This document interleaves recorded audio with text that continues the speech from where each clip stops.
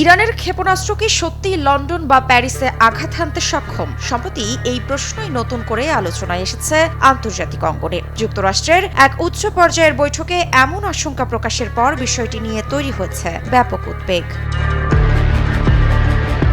মার্কিন প্রতিরক্ষামন্ত্রী পিট হেগসেথ এক মন্ত্রিসভা বৈঠকে সতর্ক করে জানান, ইরানের দূরপাল্লার ক্ষেপণাস্ত্র ভবিষ্যতে ইউরোপ পর্যন্ত পৌঁছাতে পারে। ওই বৈঠকে উপস্থিত ছিলেন মার্কিন প্রেসিডেন্ট ডোনাল্ড ট্রাম্পও।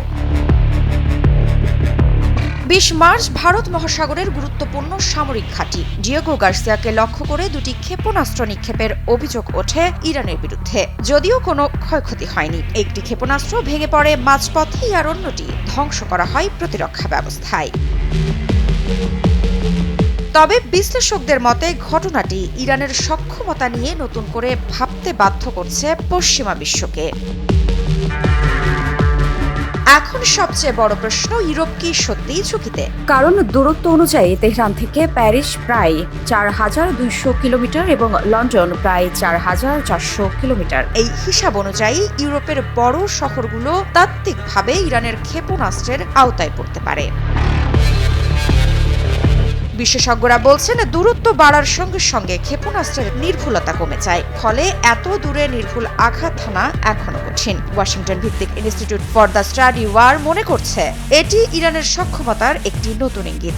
অন্যদিকে ন্যাটো বলছে বিষয়টি এখনো নিশ্চিত নয় এবং পরিস্থিতি পর্যবেক্ষণে রাখা হয়েছে। এদিকে যুক্তরাজ্য সরকার জানিয়েছে বর্তমানে দেশটি সরাসরি কোনো হুমকির মুখে নেই। শক্তিশালী প্রতিরক্ষা ব্যবস্থা সম্ভাব্য হামলা প্রতিহত করতে সক্ষম। অন্যদিকে ইরান সব অভিযোগ অস্বীকার করে জানিয়েছে তারা কোনো সামরিক ঘাঁটিতে হামলা চালায়নি। আমি ভরসা রাখি হিরন স্মার্ট ওয়াটার পিউরিফায়ারে।